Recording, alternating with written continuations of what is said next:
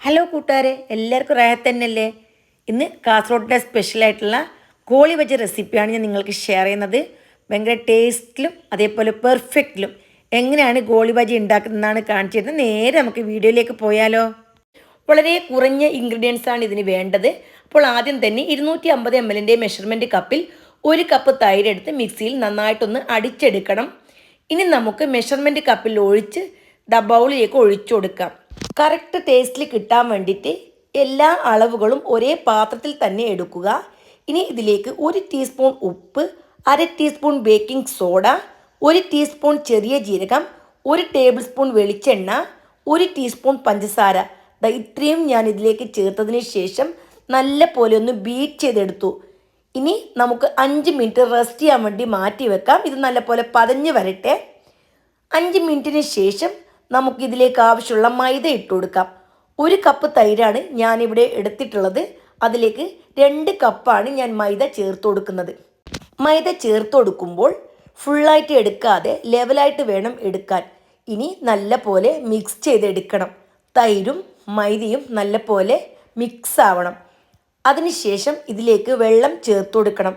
ഞാനിവിടെ അതേ കപ്പിൽ 1 കപ്പ് വെള്ളമാണ് എടുത്തിട്ടുള്ളത്. ഇനി ആവശ്യാനുസരണം എടുത്ത് സാവധാനത്തിൽ ഒഴിച്ചു കൊടുക്കണം. ഒന്നിച്ച് ചേർത്ത് കൊടുത്താൽ വെള്ളം കൂടിപ്പോയാൽ പിന്നീട് നമുക്ക് ഒന്നും ചെയ്യാൻ പറ്റില്ല. അതുകൊണ്ട് തന്നെ അല്പാൽപ്പം ചേർത്തിട്ട് കട്ടയൊന്നും ഇല്ലാത്ത രീതിയിൽ ദയ്യൊരു പരുവത്തിൽ കുഴച്ചെടുക്കണം.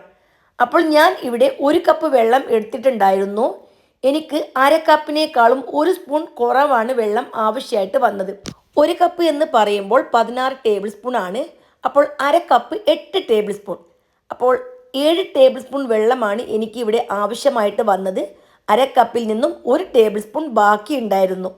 എന്നിട്ട് നമ്മൾ നല്ലപോലെ മിക്സ് ചെയ്ത് 1 മണിക്കൂർ റെസ്റ്റ് ചെയ്യാൻ വേണ്ടി മാറ്റി വെച്ചു. മാവ് പൊങ്ങി ഡബിൾ സൈസിലായി വന്നിട്ടുണ്ട്. ഇനി ഇതിലേക്ക് 1 സവാളയുടെ പകുതി ഭാഗം, 2 പച്ചമുളക്, 1 ചെറിയ കഷ്ണം ഇഞ്ചി, കുറച്ച് കറിവേപ്പില, കുറച്ച് മല്ലിയില, പിന്നെ 1/4 ടീസ്പൂൺ ബേക്കിംഗ് സോഡ എല്ലാം ചേർത്ത് നല്ല പോലെ മിക്സ് ചെയ്തെടുക്കണം. വീഡിയോയിൽ കാണുന്ന രീതിയിൽ 5 മിനിറ്റ് ഇതേപോലെ മിക്സ് ചെയ്തെടുക്കണം. ചേർക്കുന്ന ചേരുവകളെല്ലാം വളരെ ചെറുതായി അരിഞ്ഞു വേണം ഇതിലേക്ക് ചേർക്കാൻ. ആദ്യം നമ്മൾ 1/2 ടീസ്പൂൺ അപ്പക്കാരം ചേർത്തിട്ടുണ്ടായിരുന്നു. പിന്നീട് ഈ സമയം നമ്മൾ ചുട്ടെടുക്കുന്ന സമയം 1/4 ടീസ്പൂണും കൂടി ചേർക്കണം. ടോട്ടൽ 3/4 ടീസ്പൂണാണ് നമുക്ക് ബേക്കിംഗ് സോഡ അപ്പക്കാരം വേണ്ടത്. ഇനി ഓയിൽ നല്ലവണ്ണം ചൂടാക്കി എടുക്കണം. കുറച്ച് അധികം ഓയിൽ വേണം. അതായത് നുള്ളിയിടുന്ന സമയത്ത് നല്ല പോലെ മുങ്ങിക്കിടക്കണം. അല്ല എങ്കിൽ മുകൾ ഭാഗം പൊട്ടിപ്പോവാൻ ചാൻസ് ഉണ്ട്. ഇനി ഫുൾ ഫ്ലെയിമിൽ വെച്ചിട്ട് തന്നെ അല്പാൽപ്പം മാവെടുത്ത് നുള്ളി ഇട്ട് കൊടുക്കണം. പ്രത്യേകം ശ്രദ്ധിക്കണം, മാവ് അല്പം ഒഴിച്ചു കൊടുത്താൽ മതി. ഇത് നല്ലപോലെ പൊങ്ങി ഡബിൾ സൈസിലായി വരും. എന്നിട്ട് എല്ലാം ഇട്ട് കഴിഞ്ഞതിന് ശേഷം മീഡിയം ടു ലോ ഫ്ലെയിമിലേക്ക് മാറ്റി നല്ല പോലെ മിക്സ് ചെയ്ത് ഇതിൻ്റെ അകം നല്ല പോലെ സോഫ്റ്റായിട്ട് കുക്കാവണം. പുറം ഭാഗം നല്ല ഗോൾഡ് കളറായി ക്രിസ്പി ആവണം. അത്രയും വരെ നമുക്ക് ഇത് ഫ്രൈ ചെയ്തെടുക്കാം.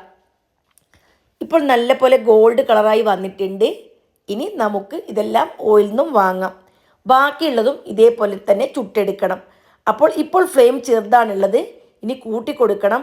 ഓരോ പ്രാവശ്യവും മാവ് ഒഴിച്ചു കൊടുക്കുന്ന സമയം ഫുൾ ഫ്ലെയിമിലേക്ക് തന്നെ വെക്കണം. അതിനുശേഷം മുഴുവൻ ഇട്ട് കഴിഞ്ഞാൽ ഫ്ലെയിം ചെറുതാക്കി കൊടുക്കണം. ഈ കാര്യം പ്രത്യേകം ശ്രദ്ധിക്കണം. അല്ല എങ്കിൽ നമുക്ക് അകം ഭാഗം കുക്കാവില്ല. കാരണം ഫുൾ ഫ്ലെയിമിലാവുമ്പോൾ പെട്ടെന്ന് കളർ ചേഞ്ച് വരും. അപ്പോൾ നമ്മൾ വിചാരിക്കും കുക്കായിട്ടുണ്ട് എന്ന്. അപ്പോൾ നമുക്ക് അതിനു വേണ്ടി തീ ഈ സമയം ചെറുതാക്കി കൊടുത്ത് നല്ല പോലെ ഇളക്കി എല്ലാ ഭാഗത്തും തീയും എണ്ണയും എത്തുന്ന രീതിയിൽ മിക്സാക്കി കൊടുക്കണം. തിരിച്ചും മറിച്ചും ഇട്ട് നല്ല പോലെ ഗോൾഡ് കളറായി വരുന്ന രീതിയിൽ ഫ്രൈ ആക്കി എടുക്കണം. ഇത്രയേ ഉള്ളൂ. വളരെ സിമ്പിളാണ്. വളരെ ചെറിയ കുട്ടികൾക്ക് പോലും ഈസി ആയിട്ട് ഉണ്ടാക്കാൻ പറ്റുന്ന ഈ റെസിപ്പി നിങ്ങളെല്ലാവരും ട്രൈ ചെയ്ത് നിങ്ങളുടെ വിലയേറിയ ഉപദേശങ്ങളും നിർദ്ദേശങ്ങളും അറിയിക്കണം. ഇനി നമുക്കിതെല്ലാം സെർവ് ചെയ്ത് കാണിക്കാം. ഇനി ആരും ഗോളി ബജി ശരിയായില്ലെന്ന് പറയില്ലല്ലോ. അപ്പോൾ പെട്ടെന്ന് തന്നെ നിങ്ങൾ കിച്ചണിലേക്ക് പോയിട്ട് കുറച്ച് മൈദയും തേരിൽ എടുത്തിട്ട് വേഗം റെഡിയായിക്കോ. അപ്പോൾ വീണ്ടും കാണാം. ജസാക്കല്ലാഹ് ഖൈർ.